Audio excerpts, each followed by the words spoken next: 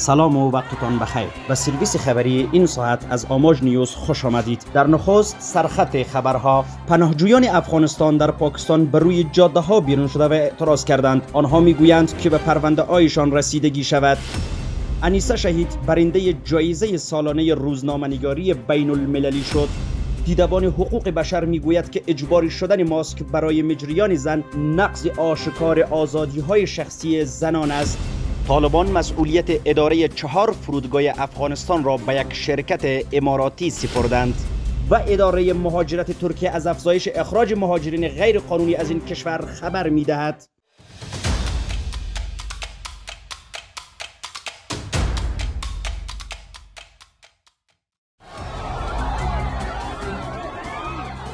پناهجویان افغانستان در اسلام آباد پاکستان پس از 40 روز سکوت را شکسته و خواسته هایشان را طی یک قطعنامه بیان کردند. آنها میگویند که در این 40 روز کسی صدایشان را نشنید و روزهای سختی را در آفتاب سوزان سپری کردند و یک بار دیگر خواسته هایشان را مطرح کرده خواهان رسیدگی به پرونده های مهاجرتیشان شدند.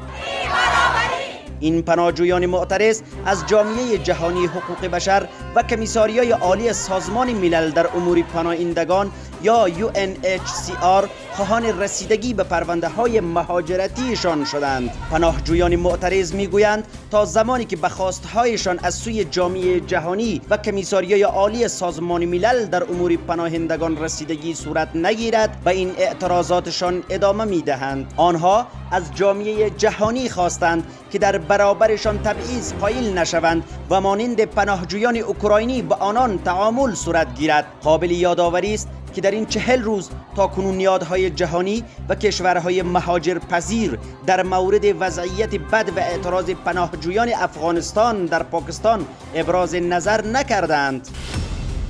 مرکز بین المللی روزنامه‌نگاری انیسه شهید خبرنگار افغانستانی را در جمع برندگان جایزه های سالانه روزنامه‌نگاری بین المللی اعلام کرده است. این مرکز در کنار انیسه شهید تیمی از روزنامه‌نگاران اوکراینی و یک فعال رسانه‌ای در السالوادور را برنده جوایز سالانه روزنامه‌نگاری بین المللی اعلام کرده است. انیسه شهید با گزارش تحقیقی خود درباره مدیریت منابع در جریان بحران کرونا برنده جایزه های سالانه روزنامه‌نگاری بین المللی اعلام شده است. این در حالی است که خانم شهید تجربه چندین ساله کار با تلونیوز دارد و پس از سقوط افغانستان ناگزیر شده است کشور را ترک کند. او سال گذشته برنده جایزه سالانه آزادی بیان در افغانستان نیز شده بود.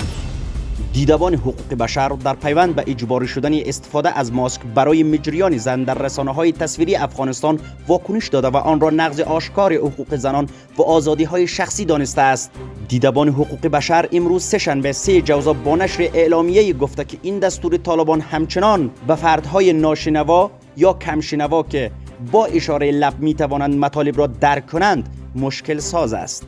به باور این نهاد این دستور بخشی از جریان دوامدار طالبان است که قبل از آن آموزش دختران را محدود، زنان را از کار ممانعت، آزادی حرکت زنان را کاهش، دسترسی زنان به خدمات بهداشتی را قطع و راهکارهای محافظتی برای زنان در افغانستان را از بین برده است.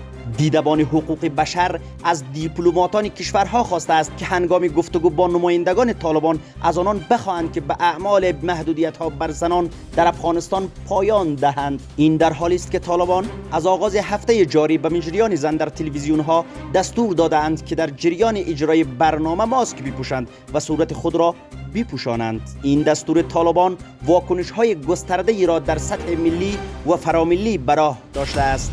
قرارداد مدیریت 4 فرودگاه در افغانستان از سوی حکومت طالبان به امارات متحده عربی سپرده شد. اینام الله سمنگانی معاون سخنگوی حکومت طالبان در توییت گفته است قرارداد مدیریت فرودگاه کابل، کندهار، هرات و مزار شریف میان مقام‌های طالبان و امارات متحده عربی امضا شد. این قرارداد امروز سه‌شنبه 3 جوزا میان حمیدالله آخوندزاده سرپرست وزارت ترانسپورت و هوانوردی طالبان و رزاق اسلم مدیر عامل شرکت گاک امارات متحده عربی با حضور داشت ملا عبدالغنی برادر معاون نخست وزیر طالبان در کابل امضا شد. آقای سمنگانی در مورد چگونگی این قرارداد جزئیات نداده است. این در حالی است که پیش از این قرار بود قطر و ترکیه به گونه مشترک مدیریت فرودگاه کابل را به عهده بگیرند و مقام‌های طالبان بارها به طرف‌های قطری و ترکی در این مورد گفتگو کرده بودند. چندی پیش ملا عبدالغنی برادر به وزارت خارجه طالبان دستور داده بود تا به وزارت امور خارجه قطر برای تنظیم قرارداد امور فرودگاه کابل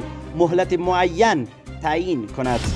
اداره مهاجرت ترکیه روز گذشته دوشنبه اعلام کرده است که از شروع سال جاری میلادی تا کنون بیش از 28,000 مهاجر غیر قانونی از این کشور اخراج شدند. گفته می شود که این رقم نسبت به مدت مشابه در سال گذشته افزایش 70% را نشان می دهد. مهاجران غیر قانونی اخراج شده از 94 ملیت افغانستان بودند که در صدر آنان بیش از 10,000 شهروند افغانستان، 2,700 شهروند پاکستان و حدود 1,700 شهروند سوری قرار داشتند. در این حال 3,500 نفر نیز از سایر ملیت ها بودند. طبق گفته های این مرکز مهاجران غیر قانونی اخراج شده که تعدادشان به طور دقیق بالغ بر 28,581 نفر می شود فردهایی بودند که به طور غیر قانونی وارد این کشور شده بودند، مقرره های ویزا و اقامت را نقض کرده، بدون مجوز مشغول کار بوده، مرتکب کلاهبرداری شده و یا امنیت عمومی را به خطر انداخته بودند. در همین حال مقام های ترکیه گفتند از آغاز سال جاری میلادی از ورود غیر قانونی بیش از 153,000